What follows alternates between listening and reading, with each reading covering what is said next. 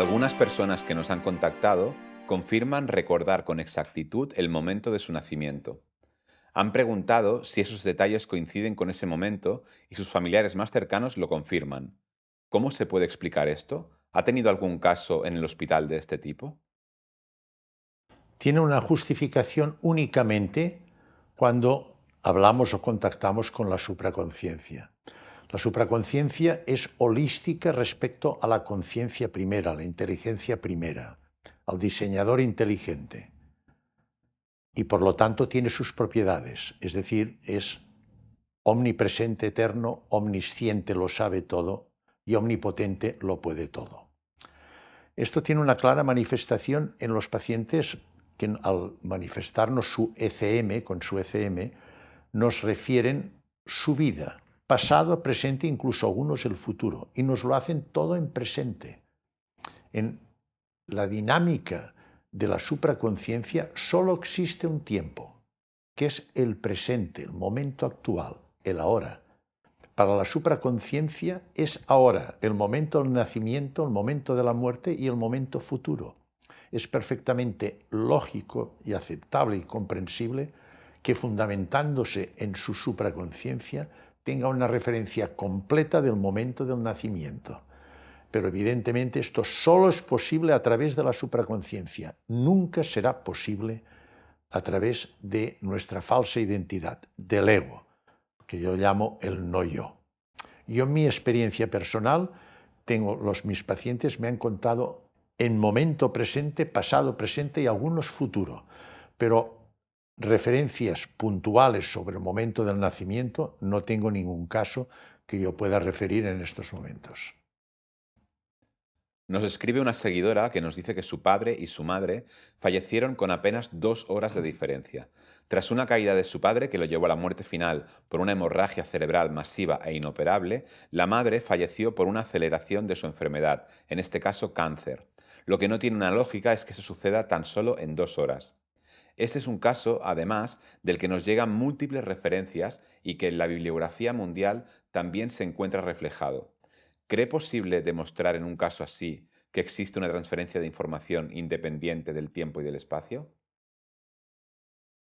Esta pregunta hay que abordarla bajo dos puntos de vista. Desde el punto de vista del método científico, cartesiano y newtoniano, tiene una explicación y una justificación. Hoy sabemos y está demostrado que las situaciones de estrés profundo, a través de la respuesta neuroendocrina a la agresión, determinan la liberación de cortisol y catecolaminas en cantidad importante. Y estas hormonas, junto con el efecto del simpático, del sistema nervioso vegetativo, tienen un efecto nocivo, y uno de ellos es precisamente la gran depresión que hace sobre el sistema inmunológico. Tanto el sistema inmunológico humoral, es decir, la formación de anticuerpos por los linfocitos T, como el celular, el efecto o capacidad de fagocitar que tienen determinadas células defensivas como son los leucocitos y los macrófagos. Un minuto de estrés profundo está demostrado que condiciona una caída de nuestro sistema inmunológico que perdura o dura 6 horas. Por lo tanto, una paciente afecta de un cáncer en situación avanzada, en situación próxima, es decir, muy comprometida su situación vital, ante una situación de estrés profundo como puede ser la muerte de un familiar, en una situación traumática como este caso, puede provocar una caída importante del sistema inmunológico y, por lo tanto, una progresión rápida, lo que se dice, aumentar la poussée evolutive, la fuerza evolutiva de su enfermedad primaria, que era el cáncer.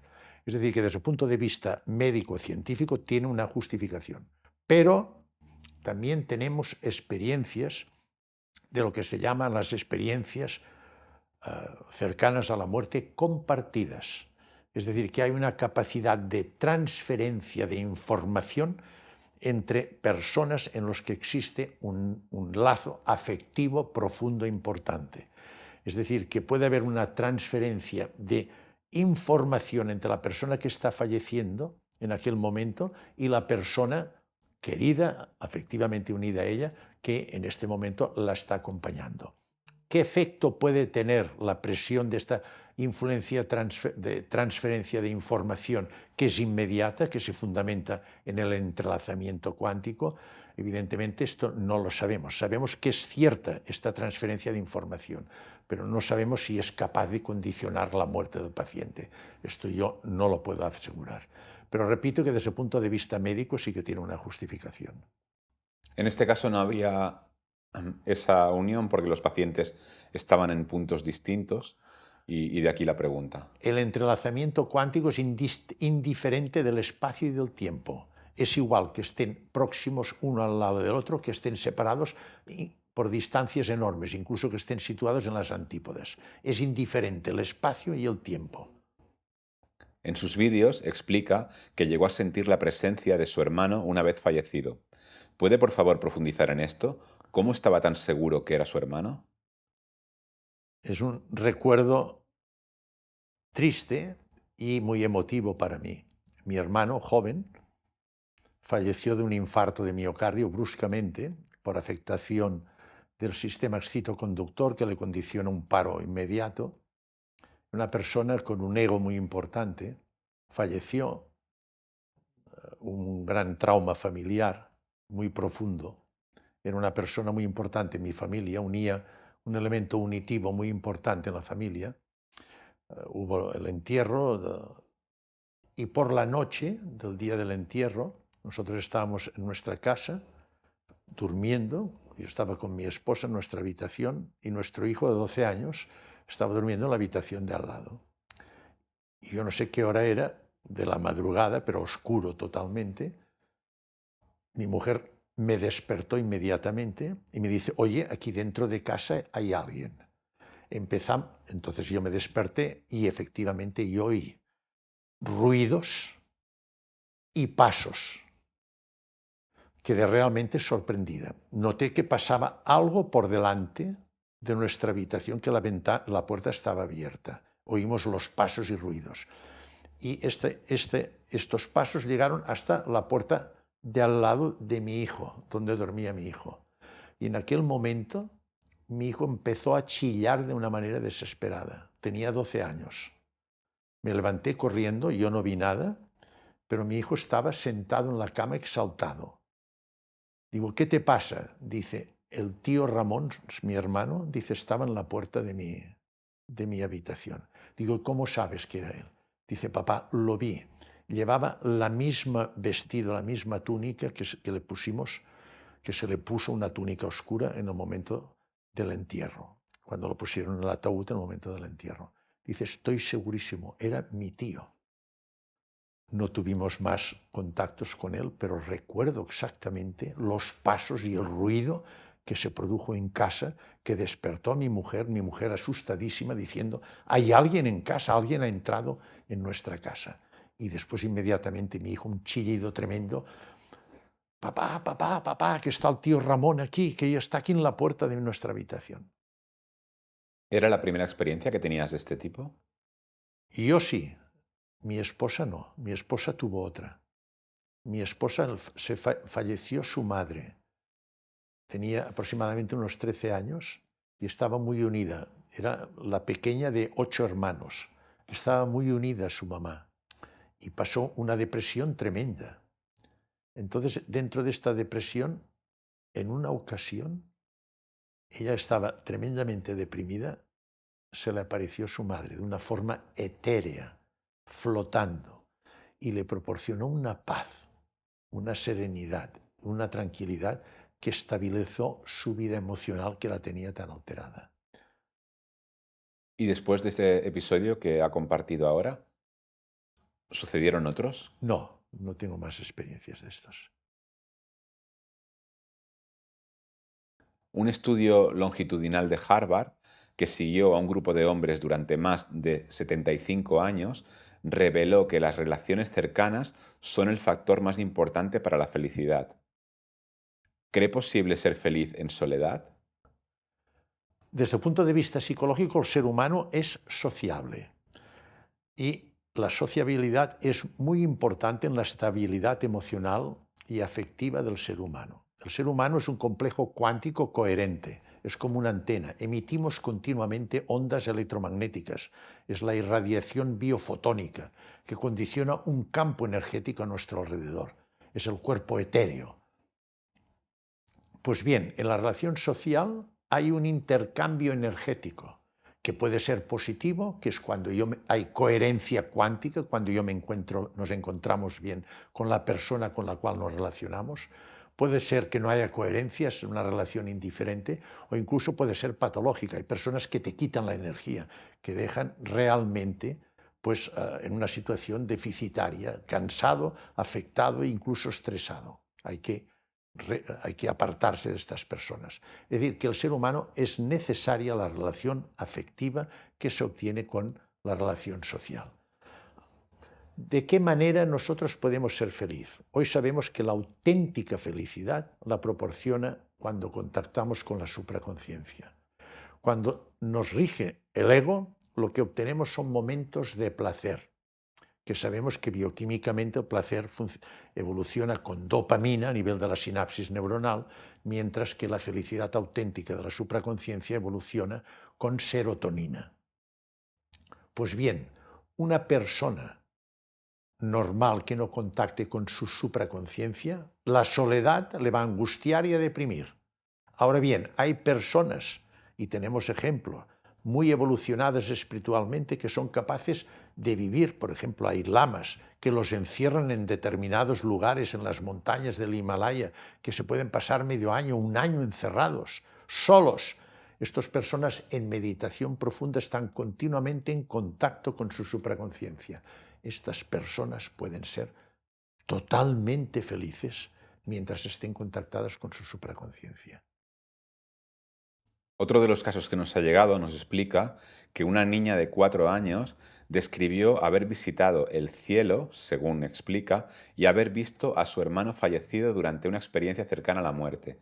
¿Cómo difieren las ECM en niños respecto a los de adultos? Melvin Morse, un pediatra, ha estudiado las experiencias cercanas a la muerte en los niños. Ya está súper demostrado que las experiencias cercanas a la muerte no tienen ninguna relación con la edad, con el sexo, con la raza, con la posición socioeconómica ni cultural de las personas. Se puede aparecer en cualquier momento. Es la manifestación o expresión de nuestra supraconciencia, que es idéntica en todo el mundo. Cada uno tiene su supraconciencia, su auténtica identidad, lo que la hace único y exclusivo, que hemos dicho que es holística con la conciencia primera. En los niños se produce exactamente igual las experiencias cercanas a la muerte como en el adulto. La única diferencia es que por su nivel cultural e intelectivo la manera de manifestarla o expresarla puede cambiar. Incluso Melvin Morse, este experto en experiencias cercanas a la muerte en los niños, refiere que es muchísimo más fácil que se presenten en el niño que en el adulto. ¿Por qué? Porque en el adulto está estructurado ya su carácter, y el carácter sabemos que se estructura con unos hábitos. Y lo que hace la estructuración de nuestro carácter es precisamente esconder, limitar, eliminar nuestra supraconciencia y desarrollar nuestro ego. Mientras que en el niño aún no está suficientemente estructurado el carácter y su supraconciencia con mayor facilidad puede manifestarse y expresarse. Por lo tanto, es muy cierto lo que esta niña contó. Tuvo una experiencia cercana a la muerte y, como sabemos que en la experiencia cercana a la muerte el tiempo solo hay uno, que es el presente, pudo ver perfectamente y contactar perfectamente con su hermanito fallecido. En las últimas semanas ha tenido la oportunidad de acercarse a lo que se conoce como la cámara de Kirlian, concretamente al método GDV, visualización de la descarga de gas, y la cámara BioWell. ¿Qué ha descubierto ahí? Este método exploratorio es sumamente interesante. Yo considero que es una puerta abierta, que esto irá desarrollándose y que nos tiene que ayudar mucho en el conocimiento de las experiencias cercanas a la muerte. Es una manera de estudiar nuestra constitución energética, la vertiente energética del ser humano. El ser humano ya hemos dicho que es un complejo cuántico coherente, somos pura energías, todas sincronizadas y que emitimos continuamente ondas electromagnéticas en forma de es la irradiación biofotónica que condiciona un campo energético a nuestro alrededor, fundamental, como hemos referido, en las relaciones sociales. Este campo energético en Rusia hubo un gran interés en investigarlo y un matrimonio Kirlian, desarrolló la cámara de Kirlian, que tiene la posibilidad de fotografiar este campo energético. Este principio, esta investigación que hicieron el matrimonio de Kirlian, pues ha ido mejorando, hay métodos más sofisticados, más perfeccionados, el BioWell, que es el que se está usando en la actualidad, y lo que hace es captar el campo bioenergético. Es el campo o el cuerpo etéreo del cuerpo humano. Es decir, es el campo energético que rodea al cuerpo humano a consecuencia de su actividad energética, que no es lo mismo que el aura, es otro aspecto. Es importante porque nos permite tener una visión de la situación energética y la sincronía de la persona y nos informa sobre las situaciones de estrés, de angustia, el estado de nuestros órganos y sistemas. La situación actual, lógicamente, es un método novedoso, falta aún mucha experiencia, sobre todo en la interpretación y comprensión de las imágenes que nos proporcionan el método BioWell, pero ya se está usando de manera sistemática, adquiriendo mayor experiencia y, repito, yo tengo mucha fe que nos permitirá pues, conocer mejor nuestra estructura energética y, por lo tanto, nuestra realidad estructural, y nos ayudará mucho en la comprensión de las experiencias cercanas a la muerte. ¿Podría profundizar entre la diferencia que existe entre el aura, que hasta ahora era lo que decíamos que medía la cámara de Kirlian, y lo que en realidad está midiendo? Sí, el cuerpo etéreo rodea el organismo y es expresión de nuestro campo biofotónico. En cambio, el aura es la expresión energética de nuestra supraconciencia. Es una energía tremendamente sutil que de momento no tenemos aún capacidad de poderla detectar, es decir, objetivarla. Es una energía sutil de incomprensión en este momento con nuestras posibilidades exploratorias.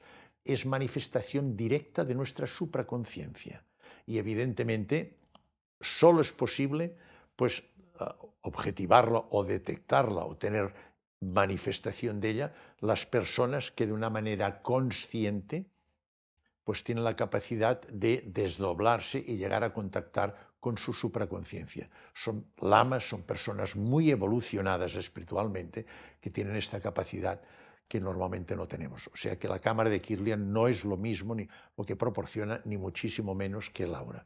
Es energía, pero de energía, el aura de una, repito, de una frecuencia que en estos momentos no podemos llegar a detectar. ¿Podría la teoría del cerebro holográfico de Carl Pribram, que propone que la conciencia es un fenómeno no local, explicar la capacidad de algunos pacientes de percibir información no disponible para sus sentidos físicos durante una experiencia cercana a la muerte? Pribram, un neurólogo de Estados Unidos, intentó localizar en el cerebro dónde estaba la memoria. En aquella época se trataban enfermedades en el cerebro extirpando zonas del cerebro, cosa que actualmente no se hace. Y llegó a la conclusión de que es imposible definir un lugar concreto y puntual donde esté localizada la memoria. Entonces llegó a la conclusión que la memoria, las actividades anímicas del cerebro son holográficas. El término holográfico deriva del concepto fractal descrito por Mandelbrot, matemático de la Universidad de Yale. Quiere decir que el todo está formado por múltiples partes, el holograma total está formado por múltiples partes y cada una de las partes tiene las propiedades del todo. Nuestra memoria, cualquier actividad anímica, está en todo el cerebro, no está en un lugar determinado, sino que está todo interconectado. Este holograma o este cerebro holográfico tiene un símil, lo que investigó Bohm. Bohm, en Inglaterra, estudió el universo y llegó a la conclusión que el universo es holográfico.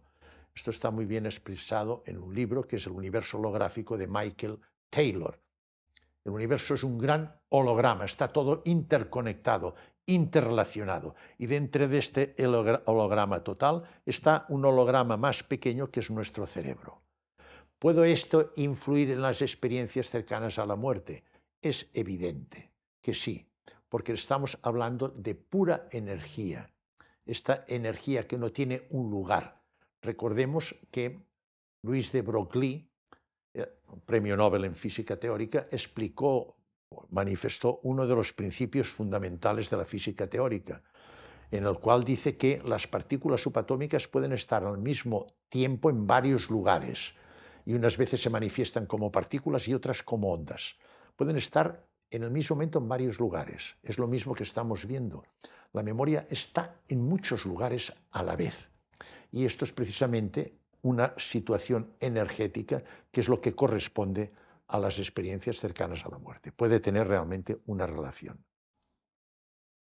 ¿Cómo la teoría de la orquestación cuántica de Roger Penrose y Stuart Hameroff, que propone que la conciencia reside en los microtúbulos dentro de las neuronas, podría explicar la continuidad de la conciencia después de la muerte cerebral?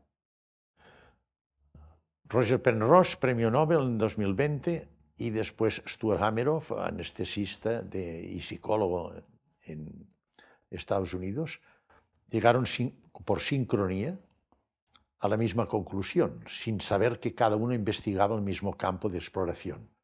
Esto, sincronía, es entrelazamiento, una manifestación del entrelazamiento cuántico. Llegaron a la conclusión que a nivel de los microtúbulos, forman parte del microesqueleto de las células eucarióticas, formadas por una proteína, la tubulina alfa y beta, tiene una estructura en forma de helicoidal, llena de agua. Es precisamente en estos microtúbulos donde se produce la transferencia de información entre la supraconciencia, nuestra auténtica identidad eterna, y nuestra conciencia local o neuronal. Nuestra conciencia local o neuronal se puede interpretar como una interfaz, como un televisor. Un televisor lo que hace es recibir información que le mandan en forma de ondas electromagnéticas desde un estudio y las transforma o las traduce en imagen y sonido. Nuestra conciencia local o neuronal hace lo mismo. Lo que hace es que recibe la información fundamental de nuestra supraconciencia a nivel de los microtúbulos y la traduce de una manera tridimensional en nuestra vida humana. En algunos casos, familiares o personas presentes durante la muerte de un ser querido reportan tener experiencias similares a las ECM, pero ellos no están próximos a la muerte final. ¿Cómo se pueden explicar estas experiencias compartidas? Esta es una realidad descrita en la bibliografía mundial, hay casos frecuentes. Cuando dos personas están afectivamente muy unidas, muy próximas, su campo energético fácilmente entra en coherencia cuántica. Entonces, esto es la clásica manifestación del entrelazamiento cuántico, la transferencia de información independiente del espacio y del tiempo entre dos personas que están afectivamente muy unidas. El que está falleciendo, que tiene una experiencia cercana a la muerte, esta energía la puede transferir por el proceso de entrelazamiento cuántico a una persona que está más o menos próxima. Puede estar próxima o puede estar en las antípodas, porque hay casos de personas que saben y conocen exactamente el momento que está falleciendo su ser querido y encontrándose en las antípodas de donde él se encuentra en aquel momento. Esto es puro entrelazamiento cuántico, transferencia de información independiente del espacio y del tiempo en personas unidas afectivamente. Dice que los hospitales y universidades están cada vez aceptando que existe una realidad existencial que el método científico tradicional no puede explicar. ¿Qué cree que sucederá ahí? ¿Veremos estos temas de los que usted habla en los programas de formación o en los protocolos de hospitales o falta mucho para esto? Cuando yo empecé a investigar el fenómeno de las experiencias cercanas a la muerte, yo no me atreví a manifestar los resultados que yo iba obteniendo y mis conocimientos, revisando bibliografía, consultando con expertos, porque en aquellos momentos tenía una oposición frontal por parte de los científicos, especialmente sanitarios, médicos, filósofos occidentales, teólogos, físicos teóricos, etc. Sin embargo, yo he visto que con el tiempo la situación va cambiando. Cada vez tenemos más pruebas objetivas, certificadas, que nos permiten de una manera clarísima demostrar que las experiencias cercanas a la muerte como fenómeno trascendente son ciertas. Por ejemplo, el caso de la resonancia magnética funcional, que con las neuronas espejo nos demuestran ciertamente que el paciente vio durante la experiencia cercana a la muerte objetos que nunca había visto a distancia, que los mismos neurólogos nos dicen que no miente el paciente, que es real la experiencia cercana a la muerte. Es decir, los aspectos objetivos de las experiencias cercanas a la muerte son realidades que ya no se pueden negar. Y estas realidades, pues lógicamente, están introduciéndose cada vez más en los centros que antes se oponían frontalmente a mis investigaciones y a los resultados que yo les podía comentar. Y yo lo estoy notando en congresos, en las universidades, me están solicitando que hable de las experiencias cercanas a la muerte, a nivel de la Iglesia. Lo que antes los teólogos se oponían, yo estoy viendo altos estamentos de la Iglesia ya están contactando con nosotros, filósofos, científicos médicos importantes, neurocirujanos, tenemos la experiencia de un neurocirujano. Es decir, que cada vez yo veo una abertura más evidente de todos estos factores o medios que antes se oponían de una manera absoluta y frontal a todo lo que era trascendente, que no se podía demostrar claramente con el método científico, que ante la evidencia tan clara, ya no se puede negar, pues están empezando a aceptar. Incluso tengo casos que me han dado proporcionado una gran satisfacción de profesores universitarios que han dicho, ante la evidencia de lo que les he contado en las conferencias, de que harán lo posible para que estos temas ya sean motivo de comentario y estudio dentro de las licenciaturas de las facultades de medicina. Yo pienso que en un futuro no muy lejano, todos estos fenómenos trascendentes, fundamentados en pura energía, que manifiestan un gran paralelismo con los principios de la física teórica, serán temas que se van a introducir de una manera clara y evidente en el currículum de las licenciaturas de determinadas especialidades, especialmente en medicina. ¿Veremos alguna entrevista o debate suyo con algún físico, filósofo o científico contrario a sus ideas? Sí, para mí es muy importante esto. Yo siempre he pensado que la razón no la tiene nadie. El progreso científico, cultural, pues muchas veces nos hace cambiar nuestro contenido conceptual. Yo, por ejemplo, recuerdo que la cirugía que yo aprendí con mi maestro cuando terminé, hice la especialidad en cirugía general con mi maestro, a la cirugía que hacemos en la actualidad no tiene absolutamente nada que ver. Hemos adquirido una serie de conceptos, una serie de pruebas que nos permiten cambiar nuestros conocimientos y, por lo tanto, nuestra dinámica. Yo estoy seguro que lo que estamos nosotros diciendo en estos momentos, algunos aspectos tienen que cambiar. Yo estoy de acuerdo de aceptar todo lo que tenga una base científica, una base que se pueda demostrar, que sea realmente cierta y que vaya contra lo que yo estoy manifestando en estos momentos. Estoy dispuesto a cambiarlo, a reconocer de que el progreso nos hace cambiar. Pero lo que yo no puedo aceptar nunca son creencias dogmáticas. Y esto es lo que encontraba en una medida muy importante un tiempo atrás, cada vez en menor proporción, que me decían, esto no es cierto, pero les decía, ¿por qué? Pues porque es así. Esto yo nunca lo aceptaré. Aceptaré un cambio y aceptaré cambiar mis conceptos siempre y cuando me lo demuestren científicamente. ¿Cómo? Pues precisamente contactando pues, con expertos en otras disciplinas, con filósofos, con teólogos, con físicos teóricos, con científicos. Lo estoy haciendo ya con teólogos, lo he hecho con científicos, con neurocirujanos, tengo en perspectiva hacerlo con un físico teórico, es decir, mi idea es totalmente abierta, mi postura es abierta, es ampliar conocimientos y llegar a la verdad lo más próxima posible a la realidad. Y repito que estoy totalmente abierto y dispuesto a cambiar conceptos siempre y cuando me los demuestren de una manera científica, no dogmática. Dicen algunas personas que siguen argumentando que las ECM son alucinaciones, que aunque una persona esté clínicamente muerta, puede haber cierta actividad eléctrica residual en el cerebro. ¿Podrían las ECM ser generadas por esta actividad cerebral residual? Esto es una realidad. En primer lugar, está demostrado en muchos casos que la parada cardiorrespiratoria, que es como la causa fundamental de las experiencias cercanas a la muerte que vivimos en la clínica, a partir de los 15-20 segundos, el electroencefalograma es plano, es decir, que ya no hay actividad neuronal. Pero es evidente que en algunos casos, por ejemplo, Sam Parnia, un intensivista en Estados Unidos, viendo pacientes agónicos hasta llegar al fallecimiento seguidos desde el punto de vista del electroencefalograma, pues ha visto que en algunos de ellos pues, persiste o existe una cierta actividad eléctrica aún en el cerebro después de la muerte física. Esto es una posible realidad. ¿Puede esto condicionar realmente una experiencia cercana a la muerte? Pero todos estos pacientes, la verdad es que ninguno de ellos,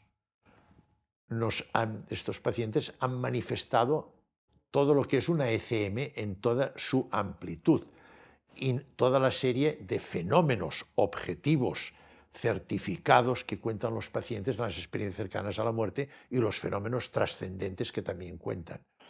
Esta actividad eléctrica no en ningún momento ha demostrado ni ha podido demostrar que condicione ni alucinaciones ni experiencias cercanas a la muerte. Es decir, que no vemos ninguna relación causa-efecto entre esta persistencia o residuo de actividad eléctrica del cerebro y la manifestación de actividades anímicas, ya sean alucinaciones, ya sean experiencias cercanas a la muerte. Acabamos de finalizar una entrevista con un neurocirujano, Andreu Gavarrós, que explicaba que para él las ECM son más parecidas a un sueño que a una alucinación. ¿Está de acuerdo? Totalmente de acuerdo. Porque las alucinaciones se producen en el momento en que el paciente, normalmente las que vemos en clínica, pacientes inconscientes, no en pacientes en estado de vigilia. Se puede producir en determinados pacientes evolucionados, sobre todo espiritualmente, en situación de vigilia, especialmente en meditaciones muy profundas, pero normalmente las que vemos son en pacientes inconscientes. Y en el sueño, el paciente, sobre todo en la parte más profunda del sueño, en el sueño REM, que tarda un tiempo en aparecer, de 80, 90, 100 minutos, es cuando aparece el sueño REM, es cuando hay movilidad ocular y soñamos, tienen este parecido con las ECM, es decir, es un momento de inhibición máxima cerebral y entonces puede manifestarse, hay un parecido, porque aparecen en inconsciencia y aparecen en un momento en que no hay actividad de la conciencia local o neuronal, sino que aparece otro tipo de manifestación anímica. Esto justifica o explica que exista una mayor similitud o aproximación entre la experiencia cercana a la muerte y el sueño REM, que es el momento en que podemos tener sueños, que no entre la alucinación y la experiencia cercana a la muerte, ya que la alucinación se produce en un paciente en estado de vigilia, mientras la experiencia cercana a la muerte es en estado inconsciente.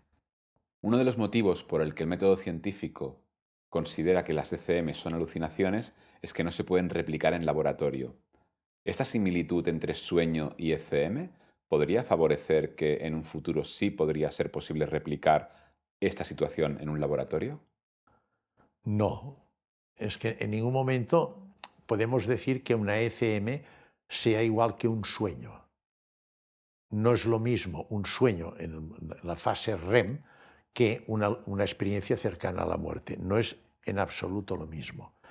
La experiencia cercana a la muerte sabemos que es la expresión o manifestación de nuestra supraconciencia que, al desaparecer el efecto inhibitorio del ego, se puede manifestar de una manera más abierta y más espontánea. En cambio, el sueño siempre es algo metafórico en relación con vivencias anteriores que nosotros hemos tenido. Por lo tanto, son dos manifestaciones anímicas totalmente distintas. Y en ningún momento se puede producir en el laboratorio experimentalmente una experiencia cercana a la muerte. La experiencia cercana a la muerte se produce en pacientes que están predispuestas a tenerlo en situación inconsciente, en situación de muerte clínica, o en pacientes muy evolucionados espiritualmente que son capaces en meditación profunda de contactar con su supraconciencia. Lo que sí se podría replicar es un sueño REM. Se podría replicar un sueño REM. Y hay sueños REM donde hay fenómenos como la precognición que existen, que coinciden con fenómenos que se dan en las ECM. Sí, porque siempre vamos a lo mismo. Durante el sueño profundo REM está totalmente inhibido el ego. Y aunque nosotros tengamos sueños que son metafóricos de situaciones, de vivencias anímicas que hemos tenido en nuestra dimensión humana tridimensional, también es en una persona predispuesta durante un sueño profundo, tiene más facilidad de manifestarse, de expresarse su supraconciencia y puede dar una manifestación, una ECM totalmente cierta. Por tanto, y acabamos con esta parte, ¿podría el estudio de los sueños REM darnos información acerca de fenómenos que actualmente no comprendemos? Podría, en este aspecto, en determinadas personas, podría ayudarnos en algún aspecto a comprender mejor las experiencias cercanas a la muerte. ¿Ha descubierto nueva información estos últimos meses respecto a lo que ya sabía antes de las ECM? Desde el punto de vista clínico y humano sí que he visto un gran cambio, que es que existe a nivel mundial un movimiento de apertura, de aceptación, de comprensión y por lo tanto de investigación profunda de las ECM. La gente ya no tiene miedo a comentar su experiencia cercana a la muerte, fácilmente la comenta.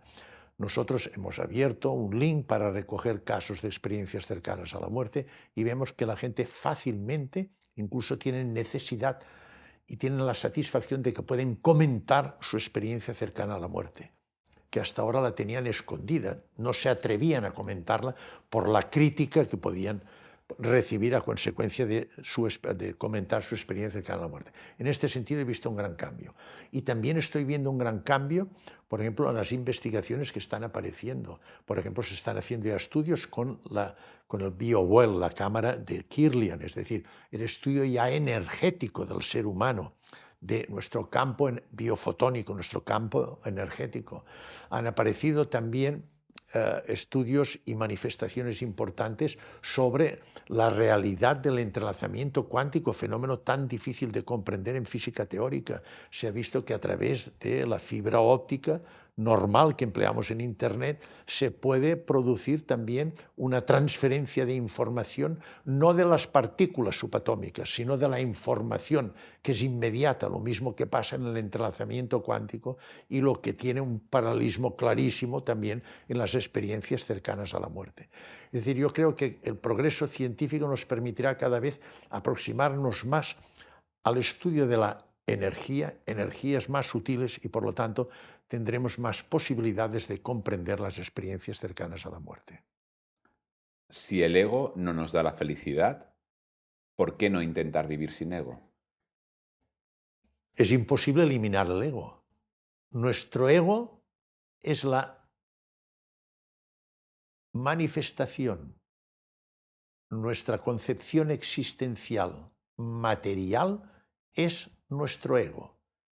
Es decir, es la identidad de nuestra concepción materialista del ser humano.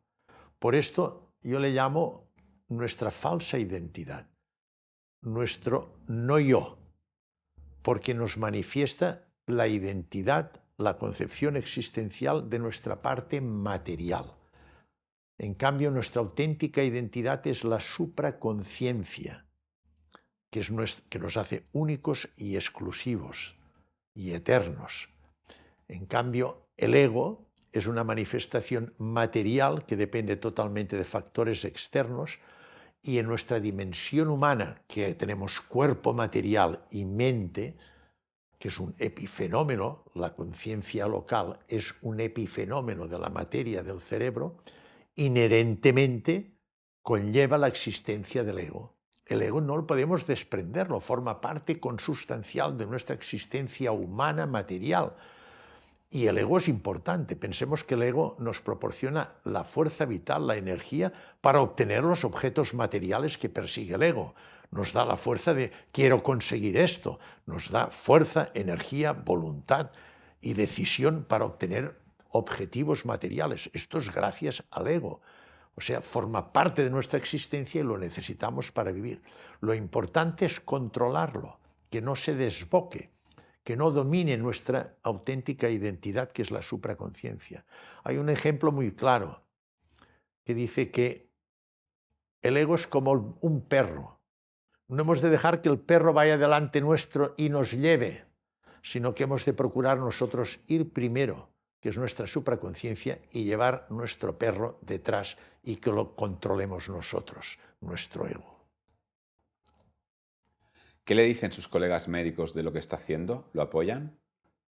Estoy muy contento porque cada vez tengo una amplitud de comprensión que justifica pues lo que hago, la ilusión que pongo y que me da la razón. Esta es la verdad. Durante muchos años he tenido que esconderme y ahora puedo ya empezar a manifestarlo de una manera abierta porque observo que hay una amplia, cada vez más importante comprensión de una realidad que ya no se puede negar.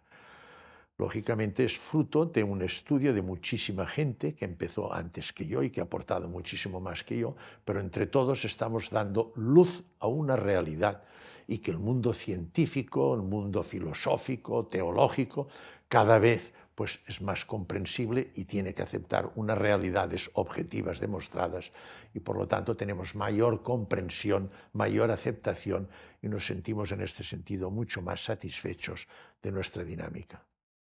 Ha comentado que está realizando un estudio sobre las ECM, donde los pacientes pueden compartir la suya a partir de un link. ¿Cuándo estará listo este estudio y podremos ver los resultados? Es evidente que una de las formas de obtener experiencia y conocimiento de las experiencias cercanas a la muerte es a partir de estudios que pueden ser retrospectivos, es decir, recoger los datos de pacientes que han tenido anteriormente una experiencia cercana a la muerte, y también estudios prospectivos, que normalmente son multicéntricos, que intervienen varios hospitales a la vez para aumentar la casuística de una manera más rápida. Nosotros en estos momentos se están haciendo estudios prospectivos importantes a nivel mundial, pero nosotros también queremos colaborar con estudios retrospectivos que pueden aportar también mucho conocimiento y que estamos francamente ilusionados por lo que he comentado anteriormente. La gente ya no tiene miedo a manifestar y a exponer su experiencia cercana a la muerte. Y nosotros hemos puesto en nuestras redes sociales, en nuestras cuentas de redes sociales, nuestros canales, pues un link en el cual se pueden poner en contacto con nosotros y exponer su experiencia cercana a la muerte. Pensamos que en poco tiempo recogeremos un número suficiente que estadísticamente tenga un valor suficiente para poder sacar unas conclusiones que nos permitan aportar mayor conocimiento a las experiencias cercanas a la muerte. Y quiero aprovechar este momento para estimular a la gente que haya presentado una experiencia cercana a la muerte, que puede colaborar en el estudio, por lo tanto, al conocimiento y comprensión de todos de lo que es la experiencia cercana a la muerte. Encontrarán en nuestros canales pues un link donde se pueden poner en contacto y podrán contestar un protocolo de estudio muy bien confeccionado y profundo de lo que es la experiencia cercana a la muerte, y pueden colaborar a aumentar nuestra casuística y por lo tanto aportar más luz a las experiencias cercanas a la muerte. ¿Qué direcciones futuras debería tomar esta investigación sobre las experiencias cercanas a la muerte? ¿Qué preguntas quedan por responder? ¿Qué preguntas quedan por responder? Yo pienso que, como he comentado y queda muy evidente, que en la experiencia cercana a la muerte hay dos partes fundamentales. Hay una serie de fenómenos que nos cuentan los pacientes en la experiencia cercana a la muerte que los podemos objetivar. Y todo lo que podemos objetivar es mesurable. Y por lo tanto podemos certificar objetivamente que es real. ¿Qué fenómenos, por ejemplo? La transferencia de información, lo que nos está proporcionando la resonancia magnética funcional, lo que nos dicen los pacientes que describen exactamente todo lo que están viendo y que está ocurriendo en aquel momento cuando su cuerpo está clínicamente muerto. Todo esto es objetivable. Hay un caso muy conocido en Estados Unidos. Una persona que era una artista muy conocida tenía un aneurisma de la base del cerebro, en el polígono de Willis que se llama, y que la operaron.